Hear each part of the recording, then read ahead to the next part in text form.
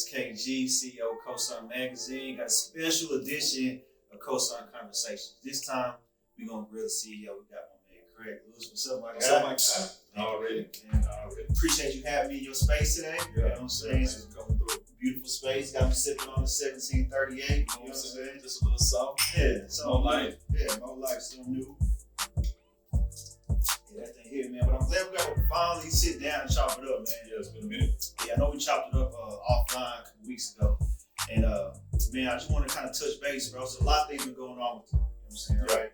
And I also want to touch base because right now, a lot of people need that motivation from gyms. You know what I'm saying? You dropped a heavy gym on me last time we talked.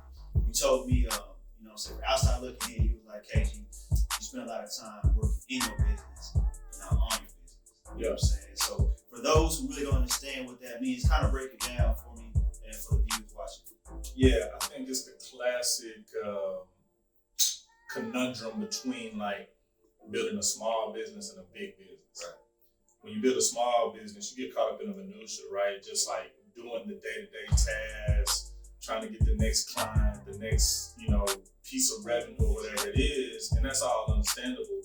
But when you're able to like pull yourself out of the minutia, out of the everyday, and think about how your industry is operating, how the city that you're doing business in is operating, where are the bigger, larger opportunities, I think that's when you start to see an explosion within your business, right? And it's hard to do because there's so many things that'll pull you into the day-to-day, because maybe you ain't got no staff for this particular thing, so somebody got to do it. Well, you got to do it, but then you got to get out of that. And then you got to get back to doing deals. And that's one of the things I talk about. And I think we chop it up. It's like, you can do, you can get sales and you can get revenue, but where's the deal? How do you put a deal together? And this is kind of more macro, the bigger piece. And if you can stay in that macro and get out of that micro, I think that's when people build something special. Yeah, man. I mean, you king of deals. You know what I'm saying? Talk to us about your first deal. Nah, for real. Talk to us about your first deal and what kind of mindset you was in to make that happen. And you know what I'm saying? And the specifics around it.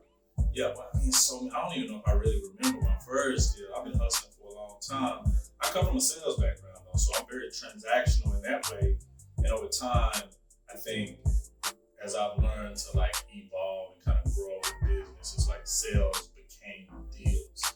And so, I don't necessarily remember my first one, but like the last one I put together was, 7-8 figure type situation. And he said 7-8 figures. Not 6 figures. Yeah. Not 5 figures. You know what I'm saying? 7 or 8. Yeah. You're talking real money. Yeah, real money, man. It came together really nicely. What I've learned is as I've gotten better at bigger deals, and this is the cool thing, it takes just as much work to do a big deal as to do a small. It's the same effort. Right. And actually, the bigger the deals get, the more simplistic the deal gets for the deal maker. Now the lawyers and accountants, they got a lot of work. Right? But the deal makers, it'd be like, like it's a phone call, it's a couple phone calls. And so the way I like to think about things is like, everybody, all the stakeholders in the deal, what does everybody want? And how do I position it so they feel like they get what they want, but also ensure that I get what I want? And people talk about like a win-win. What I try to look at is like, I know I did a good deal if it didn't feel like I just flat out won, right? Because if I flat out won, the deal wasn't big enough. I probably ain't pushed the envelope. And so, like every equity deal that I've done, these, raising millions of dollars here, when you do it the next day, you kind of be like, But then when you months later, you look back and you realize like, oh, that was good. And then you find out everybody sitting at the table felt like that. But if you out here just winning on people, you probably working in your business and not on your business, right? You know what I mean? And so when the big boys and the big girls get to the table, you probably should feel a little anxiety, a little nervousness about it. Like, man, are they getting over them? You know what I mean? And so these deals, like they get more complex. One of the things you'll find is there's, when you put a big deal together, there's 6.5 decision makers in the deal.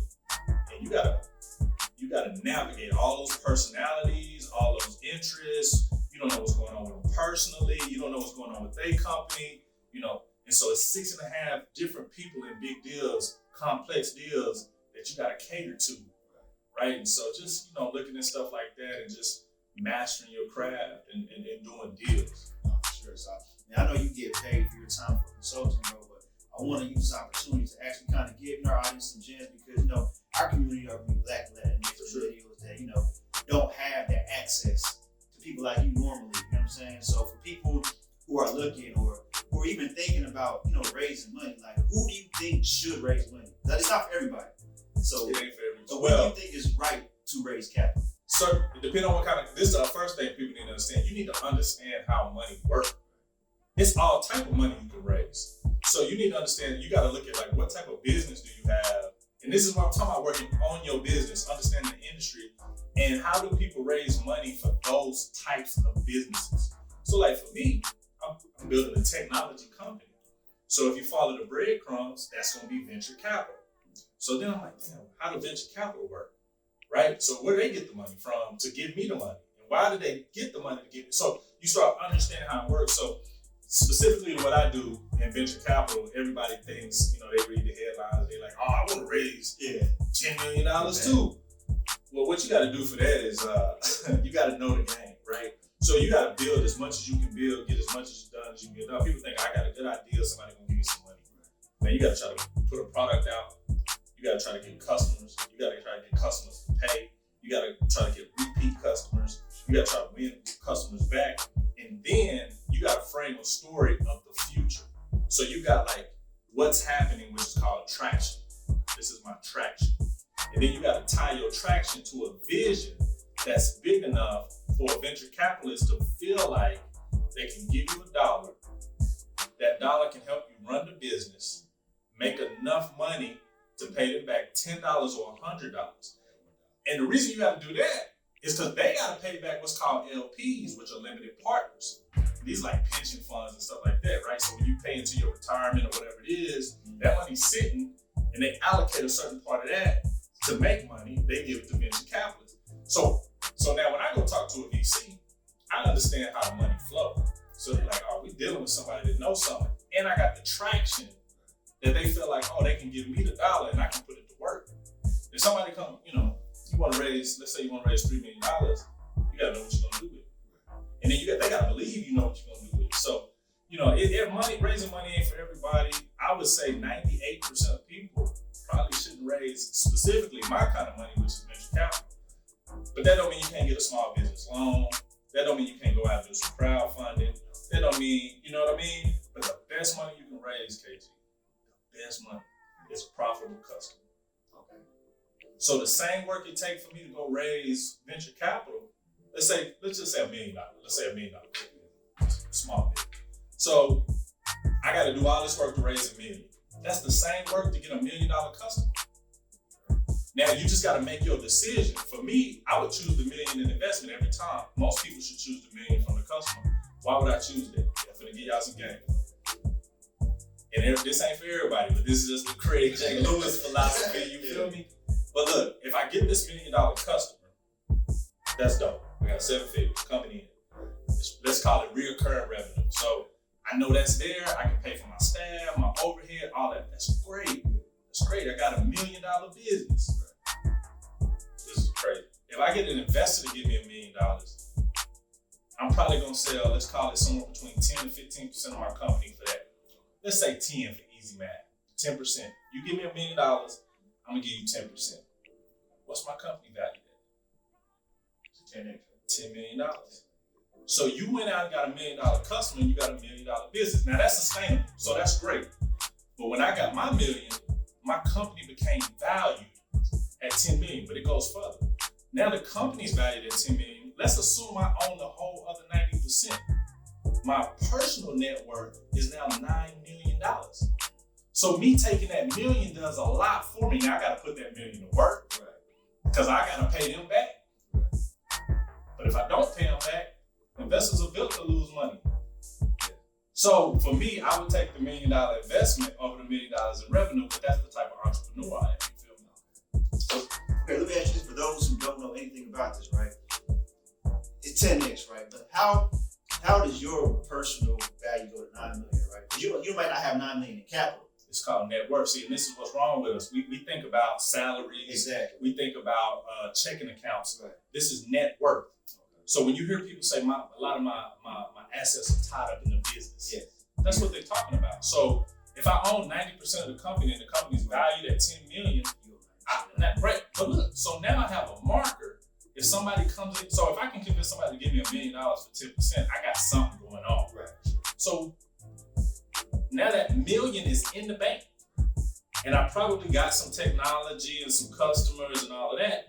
So if somebody want to come acquire my company, the starting point is $10 million, and that is cash.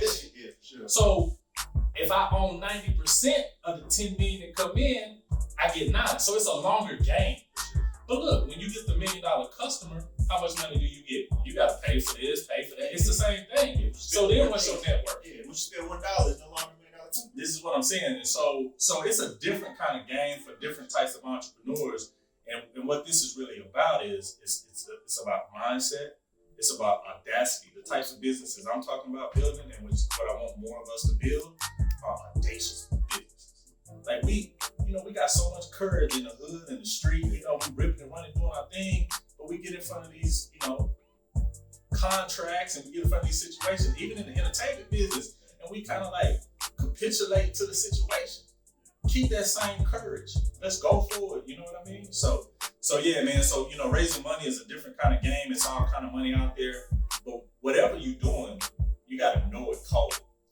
You feel me? You can't get out here tiptoeing and playing around. So you're in the gig economy, right? So the majority of that is payroll, you said, right?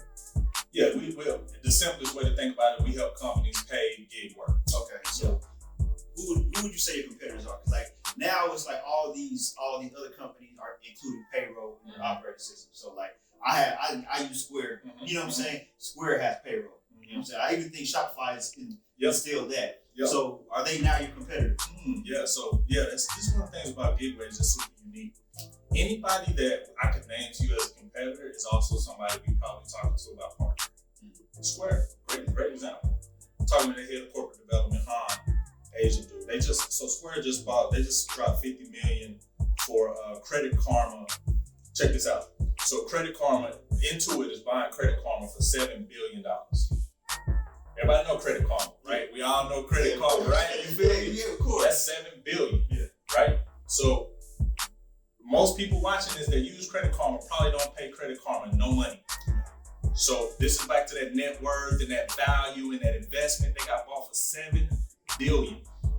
To get the transaction done, because it's Intuit that's buying them, the Department of Justice said, I know, man, this content probably crazy. I know your audience like, man, what this dude I'm talking about? Hey, we need that. I'm born to teenage parents, born in the projects. I done seen it all, you feel me? But this where the game at to me. So I don't care if it's over their head or not. So look, Intuit bought them for $7 billion. The Department of Justice said, y'all can't do that because Credit Karma has a tax business where they're giving away the tax stuff for free. So y'all gonna have a monopoly. Intuit gonna have a monopoly on it because they got TurboTax and all this stuff, right? So the Department of Justice said we can't allow this $7 billion transaction to happen. So Credit Karma said, oh, we're gonna sell it. We'll sell the tax business. So Square bought the tax business for $50 million. So they, boom, 50 million, boom, boom, boom. So I say all that to say, I mean, that's the game we in, Credit Karma, all that. And so Square, I know the guy who was head of the acquisition for the Intuit piece and the Credit Karma piece, it's a guy I'm talking to at Square. And yeah, they got a competitive product. We got a better product specifically for a market. So all these people that got payroll and all this kind of stuff, they don't have the kind of payroll we have for the gig economy. So they trying to stick a square peg in a round hole. So they all competitors, but they all knocking on our door saying, hey man, could we partner? How do we, you know what I'm saying? So we got, Square, ADP, Gusto, like you say, Shopify, everybody helping people pay people and send money. But we do something really special and unique. And that's why, what we call enterprise IP, right? So let me ask you this super basic question, man, but I feel like our audience know. Sure. So why should companies use GigWage? Yeah. So So there's about 75 million people that are what we call independent contractors. A lot of audience. A lot of creatives, like everybody, right? And so it's difficult to get paid when you're an independent contractor. You be like net 30, net 60, 80, right? It's crazy, right? And then you got like fees or debit cards and all this stuff.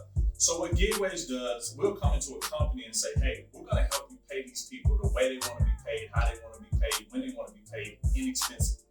So what does that mean? We're gonna help you pay them instantly and fast and flexibly. And so as a company, you want that because you want these people to do this work for you. And so if I tell you as an independent contractor, hey, I'm gonna pay you as soon as you finish the work, and this company say, hey, I'm gonna pay you in 2 weeks, who you gonna do the work for? GigWage is the company that can help you pay them today. That's why they work with us. And it don't cost everybody all this crazy kind of money. Like we figured the game out to where we drive the cost down. So it's like, it's a nominal fee because we play the volume game. Yeah, see, so what I like about you, man, you're at the top of their game. Yeah. So I don't know if you know, but man, I've still been in the media business, but lately I've switched games too. Okay. Still got the media, but I got back to the family business. You know what I'm saying? And of course, we had to bless you with some. You can't be Grillin The CEO without something special. Mm-hmm. So, you know what I'm saying? Talk to me. Let's see real quick. Let's see what we got here.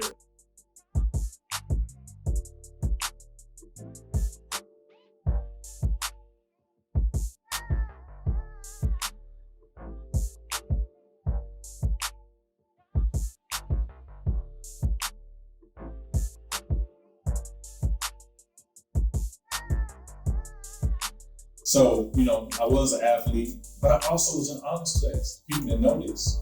So I used to hide my books. Like I wouldn't, you know what I'm saying? So I didn't want people to know what kind of classes I was in. But I graduated top 10% of my high school. I was an athlete, you know what I'm saying? So I've always been able to navigate circles. This is a big world, 7 billion people out here. You just want to hang out with the same kind of people and wear the same kind of clothes when you're 20, when you're 30. So changing and evolving is a part of the game. For me, what remains important is, can you get this bag? Can you create wealth? Not even just really get a bag. I keep saying that because that's what people relate to, but I'm on some like wealth creation, legacy. Like, can we get to billions? You feel me? And what does that look like? And so that's what I'm on. And I'm like, it's so audacious and such a big goal. How I dress or how I talk or how I walk really is irrelevant. I saw this picture one time, KG.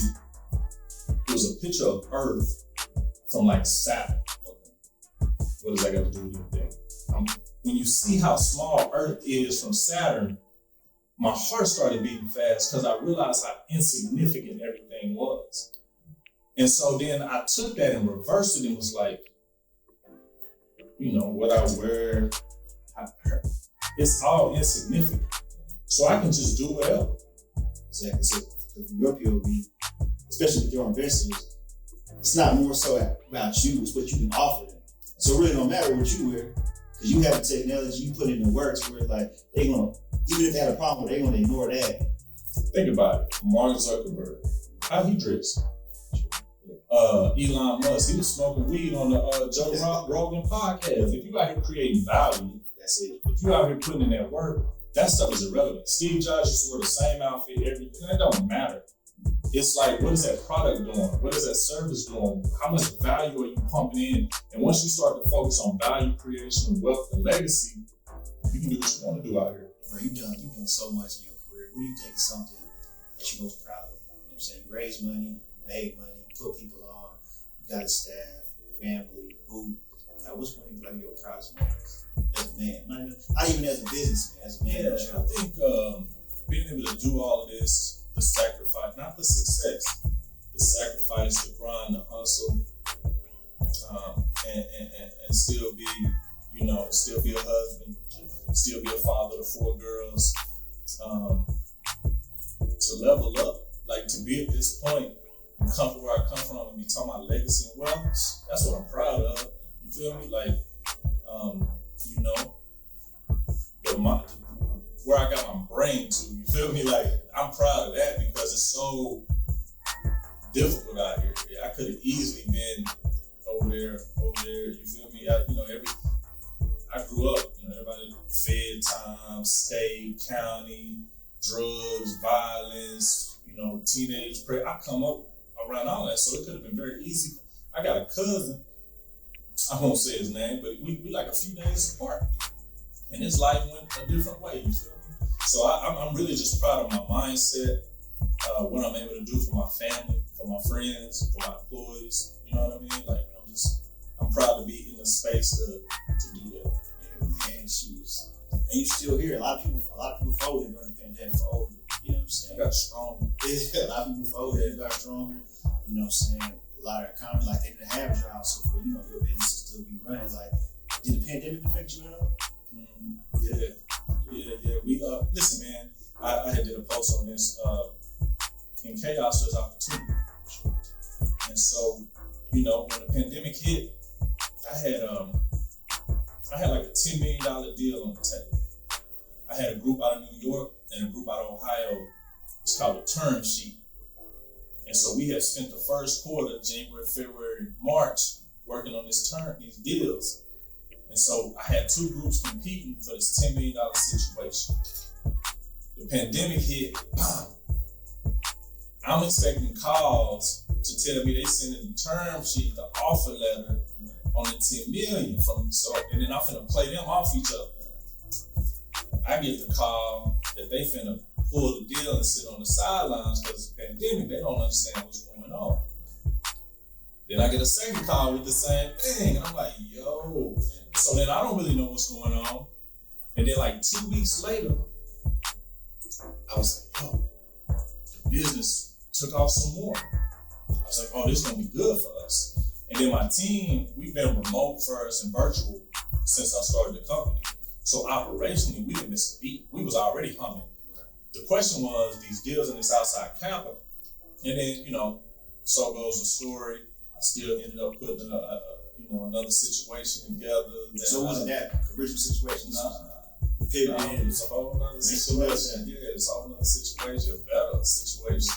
And so we finished the year. We put $12 million of outside capital into this business to date. We've raises, we've hired people all through the pandemic. We've been booming. Now listen, we've had to manage the mental health of our staff and all of that kind of stuff. So I don't want to take it lightly, but as a business, we looked around for the opportunity and took advantage of it. Straight like that. So I think one of our more key questions, which I'm excited to kind of hear from you too, is when we talk about a lot of times, when you make COSIGN, or I make COSIGN, right? But for you, who was the first person that looked at you and I COSIGN you, bro?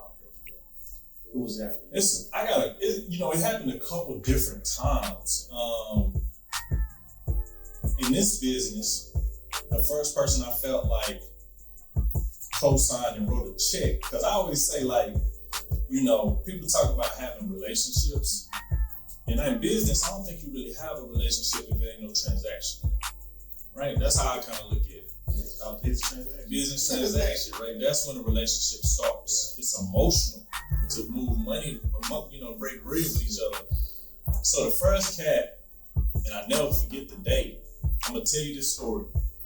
So I was on the cover of DCO magazine back in 2015. And I get this call from this lady. She was like, Mr. Rich would like to meet with you. I'm like, that sounds like a scam. Mr. Rich, you know what I'm saying? And I was like, who is Mr. Rich? You know what I'm saying? She was like, he'd like to meet with you, talk about your thing. Boom. This guy named Jeff Rich had seen me on the cover of the magazine. He knew a bunch about the payroll industry and the payments and HR. Who Jeff Rich was the former CEO of a company called Affiliated Computer Services, which is a Dallas-based company that sold to Xerox for $6.4 billion. He was the former CEO. So Jeff, I met Jeff. We met like 3 times. He just wanted to learn about me and the business. You walk in with the expensive suit and all that. I never forget it. And it was like our 3rd meeting. I mean, we didn't know each other. He was in that magazine. I was on the cover, but he was in there. That's why he saw it. And so the third meeting we had, we was at his office, and he was like, I'm gonna put something with you. And I wouldn't even ask him really. Yeah. I was like, huh? Right? Yeah. And so he was the first person to say that, he was gonna invest. Now, when he said yes, it almost didn't even matter what I was doing. Other people just wanted to get involved. So his cosign was literally the reason I put my first $750,000 together. Because he said yes.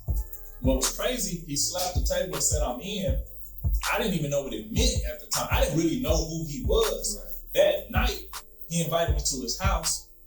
I know your audience is national, but for us Dallas people, he's in Highland Park on V Street on Beverly, which is the main street in Highland Park. You already know. Yeah. And he was hosting TD Jakes at his house that night. So he tells me that day he co-signed, he go invest in my company. I show up, the mayor's at his house of Dallas. TD Jakes is there. The city was pitching TD Jakes to keep MegaFest in Dallas because everybody was trying to get MegaFest to go to all these other cities.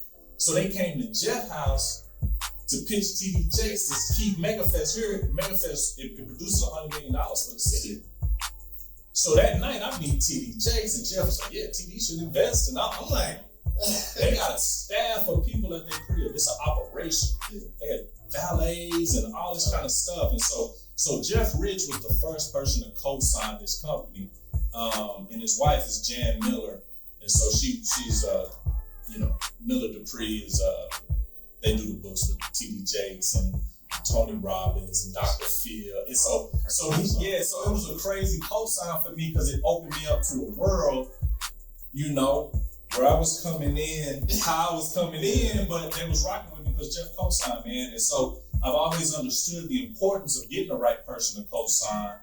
And now I take advantage of opportunities that I have to co-sign for people that might carry some weight. So yeah, man, Jeff Rich was the first person to co-sign in this situation. And man, like I said, he had sold the company for almost $7 billion. Yeah. So there was some weight. Man, so with that, like y'all didn't have any terms set up, he just already knew like who invested. No. He was asking me about it, right? When he met with me, like when he had read the article, he knew I was going to raise some money, and I was like, I'm gonna tell y'all how deals come together if you want me to share. Yeah, so in the thing, I was like, yeah, I'm gonna raise $2 million when I raise money. I'm not raising right now though. When you do raise, I'm gonna raise $2 million. So he had read that, and I was probably a little naive to be saying that, but I'm with it. Yeah.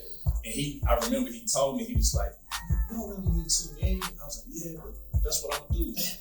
And he was like, well, let me learn a little bit more about it. Maybe me and a couple of my friends can maybe put $250,000 together for you. Yeah. So he knew I was raising money, but I never asked him for no money. Now remember, he called me. And so this is cool. I remember I used to always say, he called me. You know what I'm saying? But like, yeah, he knew I was raising money. But what was cool about it was I didn't ask him for the money. He was helping me think through the situation. And I think he just knew if he said he was in, what it was going to mean. And again, I didn't know his cosign was going to carry that kind of weight.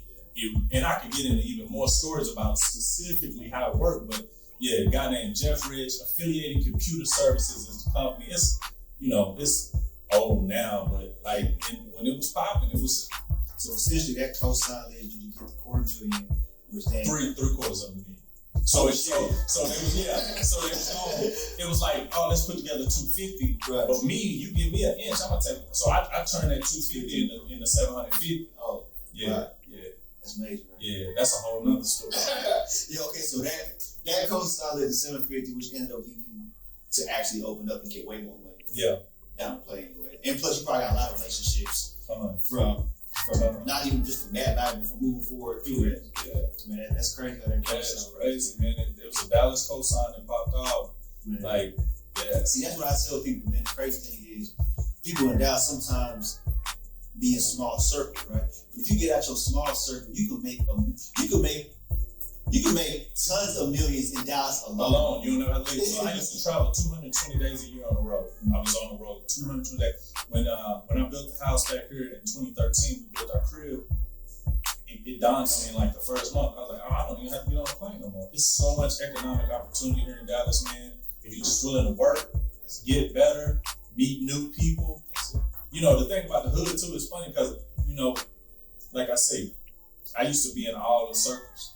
And I remember the most hood of the hood type cats where I was like, friendly. They used to always call me friendly. You feel me? Yeah. And you know, I'd be like, I wasn't tripping, you know, but like, I speak, how you doing, good manners, all that kind of stuff. But that downplaying people for being friendly is why we can't create wealth, right? Like people want to know, what are the things I need to do to make money? What are the things I need to do to create wealth? Well, it ain't your to-do list, it's your to-who list. So who do you need to make money? Who do you need? What cosigns do you need? But if you worried about looking friendly, you'll never meet those people. I remember, I'm gonna give you a quick example too. I remember I went to a networking event, my first time in a comfortable place. Yeah. Well, I actually became friends with all of them now, but it was Noble and Christiana. Yeah. They held Dallas Millennial Club. They held a networking event at Stir. Okay. There wasn't many African Americans there. You know what I'm saying? And I was uncomfortable. You know what I'm saying? I was in a hoodie, jeans, everybody, you know what I'm saying, blazers. And I went, and the crazy thing is, Christiana walked up to me, introduced herself, which I'm not used to. Yeah. You know what I'm saying? I'm like, oh, I should talk to you. You know what I'm saying? But I spoke with her, and she like, I feel like you're uncomfortable. And I told her, man, I am. You know what I'm saying? This is new for me, but I want to open my relationships. And we became great friends from there. She introduced me to a lot of people, man. So it's like, without taking that first step, you know what I'm saying? I wouldn't be in that position to meet her and find people she introduced me to, man. And that's an amazing club for millennials. And they're a great network group, man. Exactly. Highly network group, so. Exactly, man. Man, what I want you to do, bro, is, man, because I remember when you came into the loft, bro, you said, man, you dropped me so many gems, bro. I want you to leave the gym, you know, say the COSIGN conversation gym for our audience. Like, COSIGN conversation gym. I'm going to tell you, man, 2021 is the year to level up to your legacy. Think about the legacy that you want to leave and start to put the foundational pieces in place in 2021. Whatever that is, everybody got a different situation, but be specific about a big legacy that you want to leave. And legacy, you need to be thinking not your kids, but like your kids. You feel me? And start to level up to your legacy now. This ain't easy, right? So this ain't something, you know, we can talk about that for hours, but just really think about, what is my legacy and how do I start to level up? Like, what can I do now to level up to that, man? That for me is, if we can spend some time on that in 2021, I think we're going to be all right. It's the perfect time to do it. You feel me? I appreciate your time, bro. Already, man. Appreciate the 1738. Indeed. I'm strong, man. Already. COSIGN Conversations, Grillin The CEO, Craig J. Lewis.